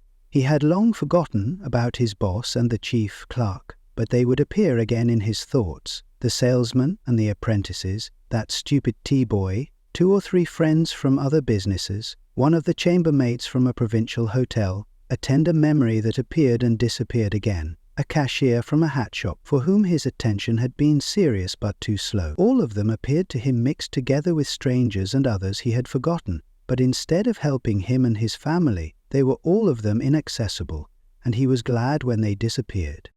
Other times he was not at all in the mood to look after his family. He was filled with simple rage about the lack of attention he was shown, and although he could think of nothing he would have wanted, he made plans of how he could get into the pantry where he could take all the things he was entitled to, even if he was not hungry. Gregor's sister no longer thought about how she could please him, but would hurriedly push some food or other into his room with her foot before she rushed out to work in the morning and at midday, and in the evening she would sweep it away again with the broom, indifferent as to whether it had been eaten or, more often than not, had been left totally untouched. She still cleared up the room in the evening, but now she could not have been any quicker about it. Smears of dirt were left on the walls. Here and there were little balls of dust and filth. At first, Gregor went into one of the worst of these places when his sister arrived, as a reproach to her, but he could have stayed there for weeks without his sister doing anything about it. She could see the dirt as well as he could, but she had simply decided to leave him to it. At the same time she became touchy, in a way that was quite new for her and which everyone in the family understood. Cleaning up Gregor's room was for her and her alone. Gregor's mother did once thoroughly clean his room and needed to use several bucketfuls of water to do it, although that much dampness also made Gregor ill, and he lay flat on the couch, bitter and immobile. But his mother was to be punished still more for what she had done, as hardly had his sister arrived home in the evening than she noticed the change in Gregor's room, and, highly aggrieved, ran back into the living room where, despite her mother's raised and imploring hands, she broke into convulsive tears. Her father, of course, was startled out of his chair, and the 2 parents looked on astonished and helpless. Then they too became agitated. Gregor's father, standing to the right of his mother, accused her of not leaving the cleaning of Gregor's room to his sister. From her left, Gregor's sister screamed at her that she was never to clean Gregor's room again, while his mother tried to draw his father, who was beside himself with anger, into the bedroom.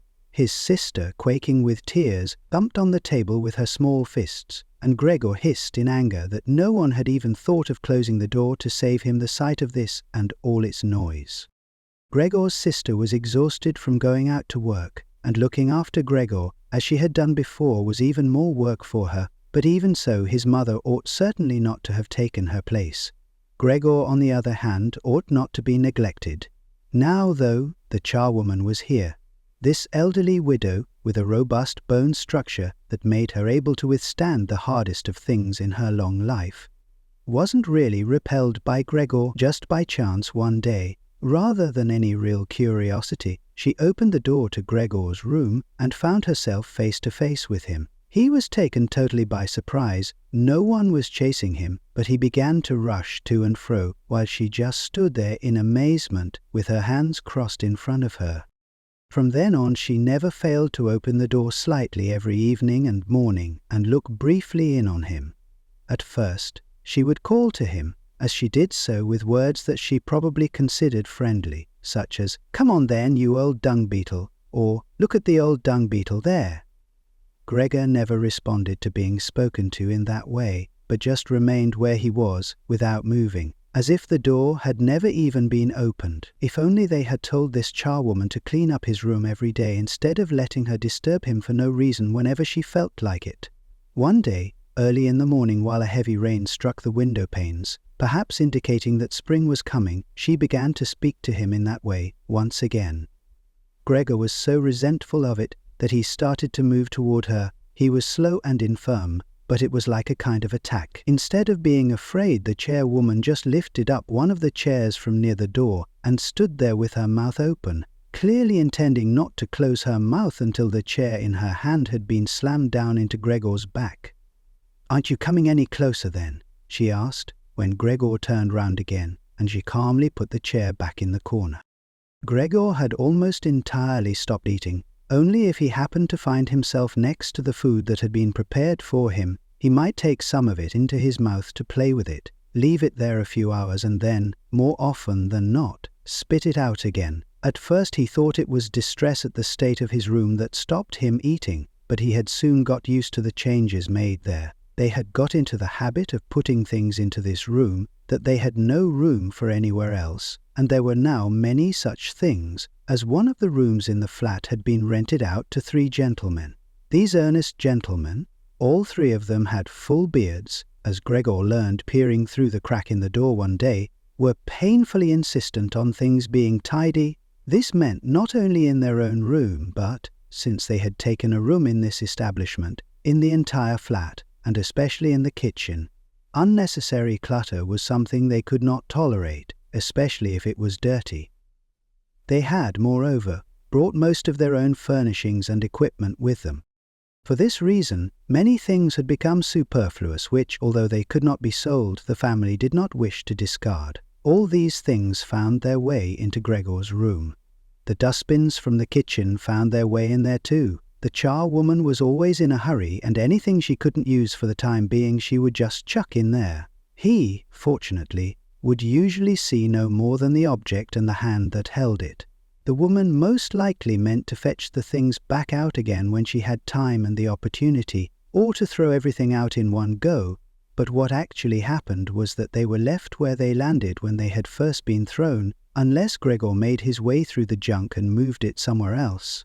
At first he moved it because, with no other room free where he could crawl about, he was forced to, but later on he came to enjoy it, although moving about in that way left him sad and tired to death, and he would remain immobile for hours afterwards. The gentleman who rented the room would sometimes take their evening meal at home in the living room that was used by everyone, and so the door to this room was often kept closed in the evening. But Gregor found it easy to give up having the door open. He had, after all, often failed to make use of it when it was open and, without the family having noticed it, lain in his room in its darkest corner. One time, though, the charwoman left the door to the living room slightly open, and it remained open when the gentleman who rented the room came in the evening, and the light was put on. They sat up at the table where formerly Gregor had taken his meals with his father and mother. They unfolded the serviettes and picked up their knives and forks. Gregor's mother immediately appeared in the doorway with a dish of meat, and soon behind her came his sister with a dish piled high with potatoes. The food was steaming and filled the room with its smell. The gentlemen bent over the dishes set in front of them, as if they wanted to test the food before eating it, and the gentleman in the middle, who seemed to count as an authority for the other 2, did indeed cut off a piece of meat while it was still in its dish, clearly wishing to establish whether it was sufficiently cooked or whether it should be sent back to the kitchen. It was to his satisfaction, and Gregor's mother and sister, who had been looking on anxiously, began to breathe again, and smiled. The family themselves ate in the kitchen. Nonetheless, Gregor's father came into the living room before he went into the kitchen, bowed once with his cap in his hand, and did his round of the table. The gentlemen stood as one, and mumbled something into their beards. Then, once they were alone, they ate in near-perfect silence. It seemed remarkable to Gregor that above all the various noises of eating, their chewing teeth could still be heard, as if they had wanted to show Gregor that you need teeth in order to eat, and it was not possible to perform anything with jaws that are toothless, however nice they might be. "I'd like to eat something," said Gregor anxiously, "but not anything like they're eating. They do feed themselves, and here I am dying." Throughout all this time Gregor could not remember having heard the violin being played, but this evening it began to be heard from the kitchen. The 3 gentlemen had already finished their meal. The one in the middle had produced a newspaper, given a page to each of the others, and now they leant back in their chairs reading them and smoking. When the violin began playing, they became attentive, stood up and went on tiptoe over to the door of the hallway, where they stood pressed against each other. Someone must have heard them in the kitchen, as Gregor's father called out, "Is the playing perhaps unpleasant for the gentleman? We can stop it straight away." "On the contrary," said the middle gentleman, "would the young lady not like to come in and play for us here in the room, where it is, after all, much more cosy and comfortable?" "Oh, yes, we'd love to," called back Gregor's father as if he had been the violin player himself. The gentleman stepped back into the room and waited.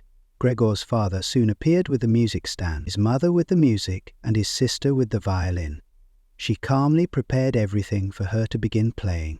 His parents, who had never rented a room out before, and therefore showed an exaggerated courtesy towards the three gentlemen, did not even dare to sit on their own chairs. His father leant against the door, with his right hand pushed in between two buttons on his uniform coat. His mother, though, was offered a seat by one of the gentlemen and sat, leaving the chair where the gentleman happened to have placed it, out of the way in a corner.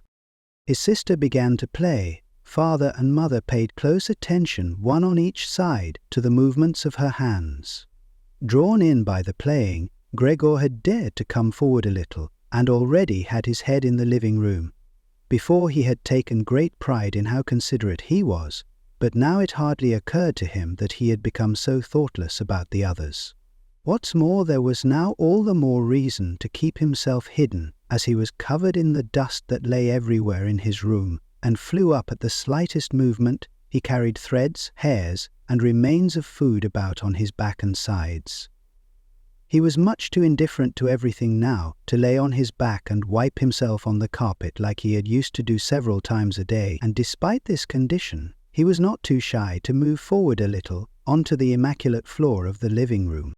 No one noticed him, though. The family was totally preoccupied with the violin playing. At first, the three gentlemen had put their hands in their pockets and come up far too close behind the music stand to look at all the notes being played, and they must have disturbed Gregor's sister. But soon, in contrast with the family, they withdrew back to the window with their heads sunk, and talking to each other at half volume.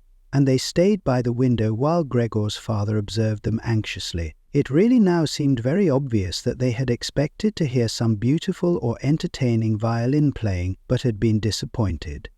That they had had enough of the whole performance, and it was only now out of politeness that they allowed their peace to be disturbed. It was especially unnerving the way they all blew the smoke from their cigarettes upwards from their mouth and noses. Yet Gregor's sister was playing so beautifully, her face was leant to one side, following the lines of music with a careful and melancholy expression. Gregor crawled a little further forward, keeping his head close to the ground so that he could meet her eyes if the chance came. Was he an animal if music could captivate him so? It seemed to him that he was being shown the way to the unknown nourishment he had been yearning for. He was determined to make his way forward to his sister and tug at her skirt to show her she might come into his room with her violin.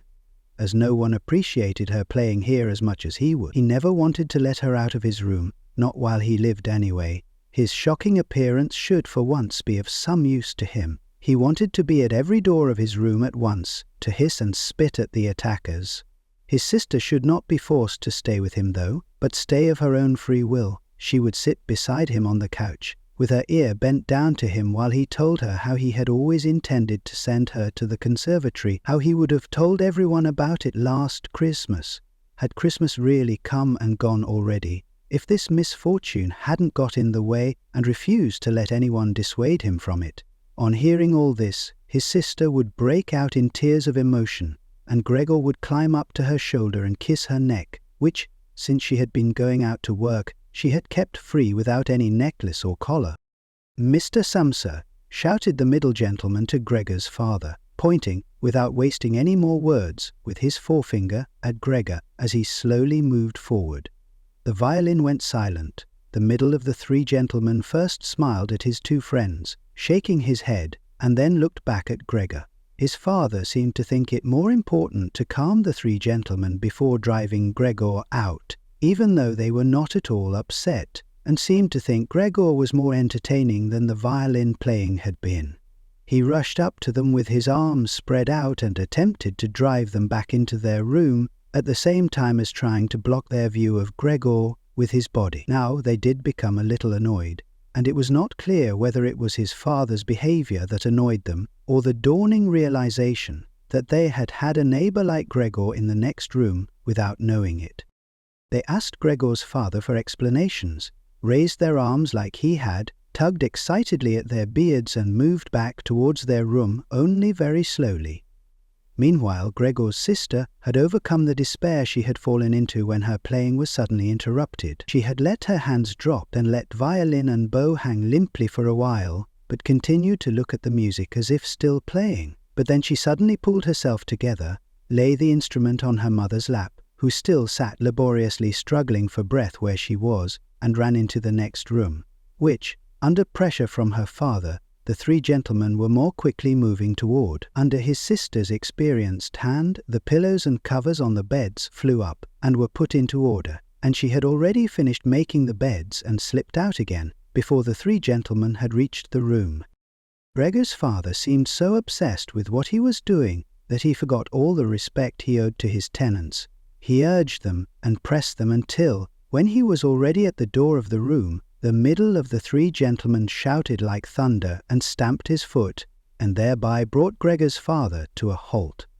"I declare here and now," he said, raising his hand and glancing at Gregor's mother and sister to gain their attention too, "that with regard to the repugnant conditions that prevail in this flat, and with this family," here he looked briefly but decisively at the floor, "I give immediate notice on my room. For the days that I have been living here, I will of course pay nothing at all. On the contrary, I will consider whether to proceed with some kind of action for damages from you, and believe me, it would be very easy to set out the grounds for such an action." He was silent and looked straight ahead as if waiting for something. And indeed his two friends joined in with the words, "And we also give immediate notice." With that, he took hold of the door handle and slammed the door. Gregor's father staggered back to his seat, feeling his way with his hands, and fell into it. It looked as if he was stretching himself out for his usual evening nap, but from the uncontrolled way his head kept nodding, it could be seen that he was not sleeping at all. Throughout all this, Gregor had lain still where the three gentlemen had first seen him. His disappointment at the failure of his plan, and perhaps also because he was weak from hunger, made it impossible for him to move. He was sure that everyone would turn on him any moment, and he waited. He was not even startled out of this state when the violin on his mother's lap fell from her trembling fingers and landed loudly on the floor. "Father, mother," said his sister, hitting the table with her hand as introduction, "we can't carry on like this. Maybe you can't see it, but I can. I don't want to call this monster my brother. All I can say is, we have to try and get rid of it. We've done all that's humanly possible to look after it and be patient. I don't think anyone could accuse us of doing anything wrong."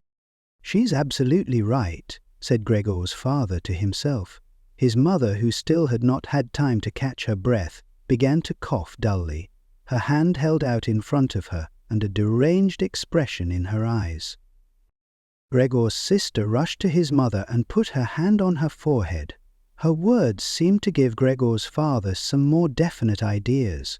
He sat upright, played with his uniform cap between the plates left by the three gentlemen after their meal, and occasionally looked down at Gregor as he lay there immobile. "We have to try and get rid of it," said Gregor's sister, now speaking only to her father, as her mother was too occupied with coughing to listen. "It'll be the death of both of you, I can see it coming. We can't all work as hard as we have to and then come home to be tortured like this. We can't endure it. I can't endure it any more." And she broke out so heavily in tears that they flowed down the face of her mother, and she wiped them away with mechanical hand movement.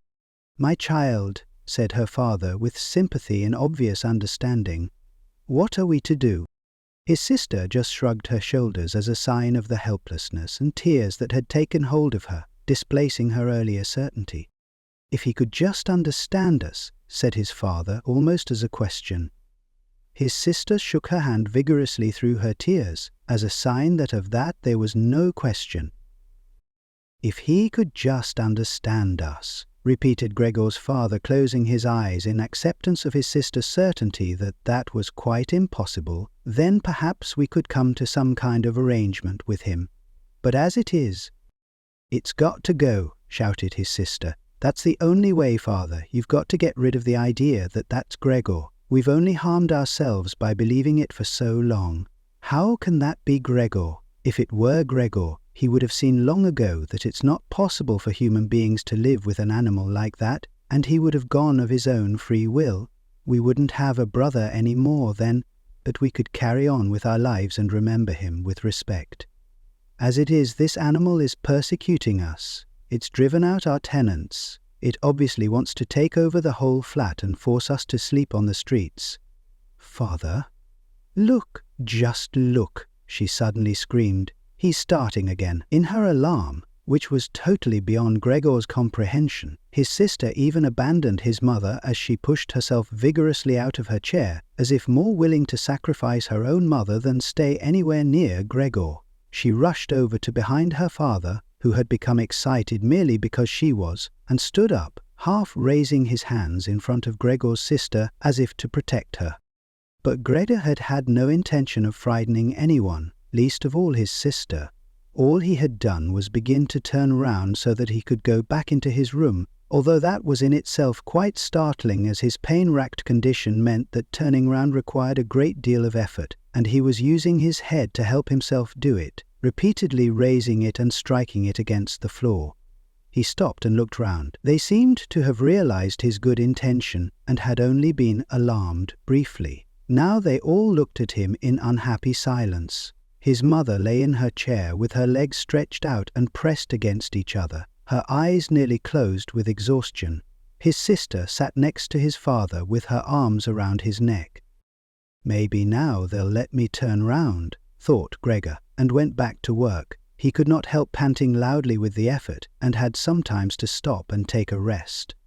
No one was making him rush any more. Everything was left up to him.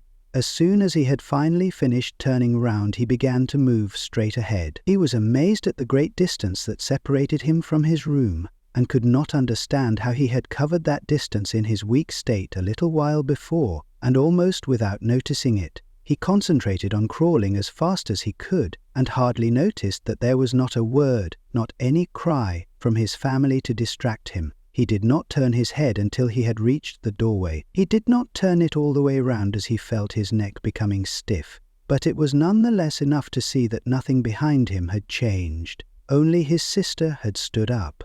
With his last glance, he saw that his mother had now fallen completely asleep.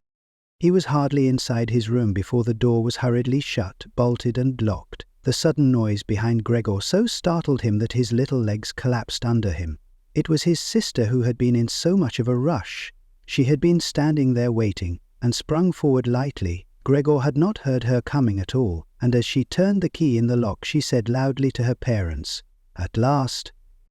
"What now, then?" Gregor asked himself as he looked round in the darkness. He soon made the discovery that he could no longer move at all. This was no surprise to him. It seemed rather that being able to actually move around on those spindly little legs until then was unnatural. He also felt relatively comfortable. It is true that his entire body was aching, but the pain seemed to be slowly getting weaker and weaker, and would finally disappear altogether. He could already hardly feel the decayed apple in his back or the inflamed area around it, which was entirely covered in white dust. He thought back of his family with emotion and love. If it was possible, he felt that he must go away even more strongly than his sister. He remained in this state of empty and peaceful rumination until he heard the clock tower strike 3 in the morning. He watched as it slowly began to get light everywhere outside the window too. Then, without his willing it, his head sank down completely, and his last breath flowed weakly from his nostrils. When the cleaner came in early in the morning, they'd often asked her not to keep slamming the doors, but with her strength and in her hurry she still did, so that everyone in the flat knew when she'd arrived, and from then on it was impossible to sleep in peace. She made her usual brief look in on Gregor, and at first found nothing special. She thought he was laying there so still on purpose, playing the martyr. She attributed all possible understanding to him. She happened to be holding the long broom in her hand, so she tried to tickle Gregor with it from the doorway.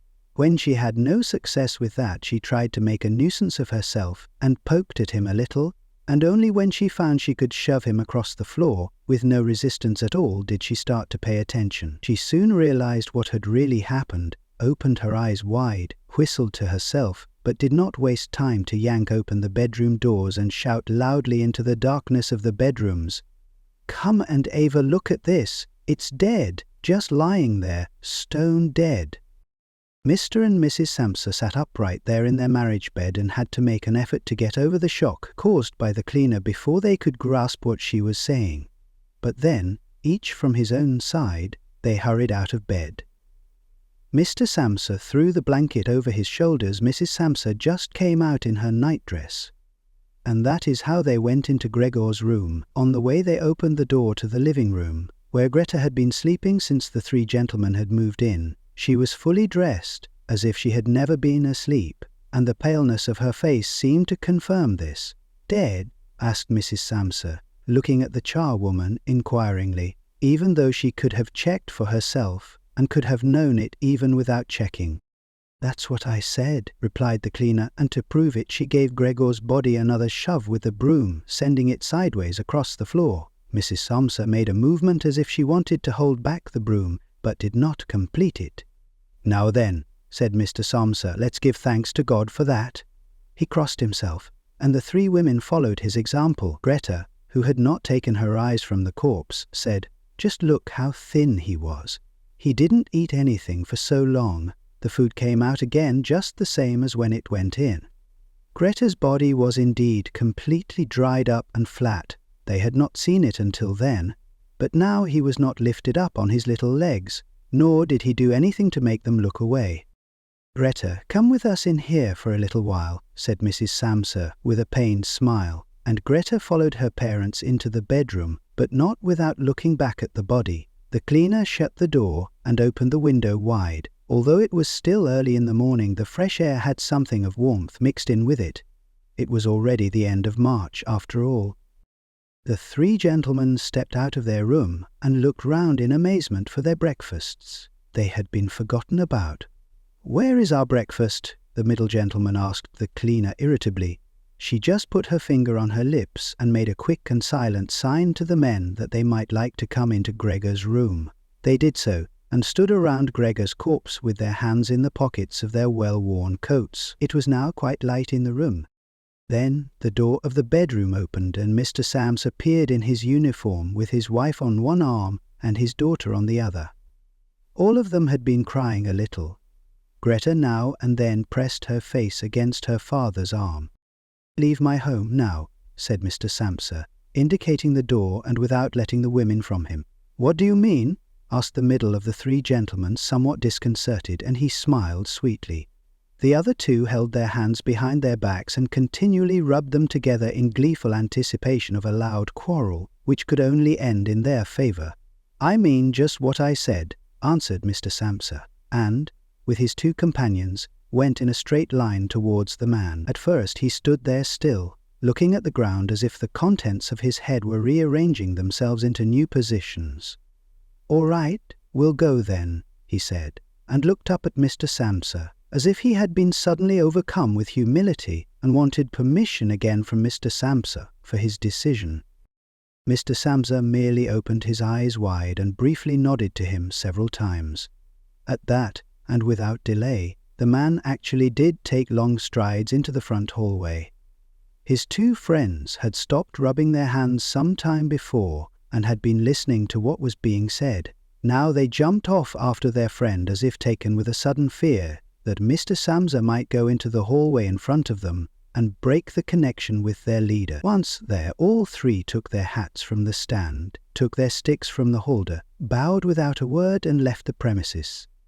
Mr. Samsa and the two women followed them out onto the landing, but they had had no reason to mistrust the men's intentions, and as they leaned over the landing they saw how the three gentlemen made slow but steady progress down the many steps. As they turned the corner on each floor they disappeared, and would reappear a few moments later. The further down they went, the more that the Samsa family lost interest in them. When a butcher's boy, proud of posture with his tray on his head, passed them on his way up and came nearer than they were, Mr. Samsa and the women came away from the landing and went, as if relieved, back into the flat. They decided the best way to make use of that day was for relaxation and to go for a walk. Not only had they earned a break from work, but they were in serious need of it. So they sat at the table and wrote 3 letters of excusal. Mr. Samsa to his employers, Mrs. Samsa to her contractor, and Greta to her principal. The cleaner came in while they were writing to tell them she was going. She'd finished her work for that morning. The three of them at first just nodded without looking up from what they were writing, and it was only when the cleaner still did not seem to want to leave that they looked up in irritation. "Well?" asked Mr. Samsa. The charwoman stood in the doorway with a smile on her face, as if she had some tremendous good news to report, but would only do it if she was clearly asked to. The almost vertical little ostrich feather on her hat, which had been a source of irritation to Mr. Samsa all the time she had been working for them, swayed gently in all directions. "What is it you want, then?" asked Mrs. Samsa, whom the cleaner had the most respect for. "Yes," she answered, and broke into a friendly laugh that made her unable to speak straight away. "Well then, that thing in there, you needn't worry about how you're going to get rid of it. That's all been sorted out." Mrs. Samsa and Greta bent down over their letters, as if intent on continuing with what they were writing. Mr. Samsa saw that the cleaner wanted to start describing everything in detail, but with outstretched hand, he made it quite clear that she was not to. So, as she was prevented from telling them all about it, she suddenly remembered what a hurry she was in, and clearly peeved, called out, "Cheero den!" Everyone turned round sharply and left, slamming the door terribly as she went. "Tonight she gets sacked," said Mr. Samsa, but he received no reply from either his wife or his daughter, as the charwoman seemed to have destroyed the peace they had only just gained. They got up and went over to the window, where they remained with their arms around each other. Mr. Samsa twisted round in his chair to look at them and sat there watching for a while. Then he called out, "Come here then, let's forget about all that old stuff, shall we? Come and give me a bit of attention." The two women immediately did as he said, hurrying over to him, where they kissed him and hugged him, and then they quickly finished their letters. After that, the three of them left the flat together, which was something they had not done for months, and took the tram out to the open country outside the town. They had the tram, filled with warm sunshine, all to themselves. Leant back comfortably on their seats, they discussed their prospects, and found that on closer examination they were not at all bad. Until then they had never asked each other about their work, but all three had jobs which were very good and held particularly good promise for the future. The greatest improvement for the time being, of course, would be achieved quite easily by moving house. What they needed now was a flat that was smaller and cheaper than the current one which had been chosen by Gregor, one that was in a better location, and most of all more practical. All the time, Gregor was becoming livelier. With all the worry they had been having of late, her cheeks had become pale. But while they were talking, Mr. and Mrs. Samsa were struck, almost simultaneously, with the thought of how their daughter was blossoming into a well-built and beautiful young lady. They became quieter. Just from each other's glance, and almost without knowing it, they agreed that it would soon be time to find a good man for her, and, as if in confirmation of their new dreams and good intentions, as soon as they reached their destination, Greta was the first to get up and stretch out her young body.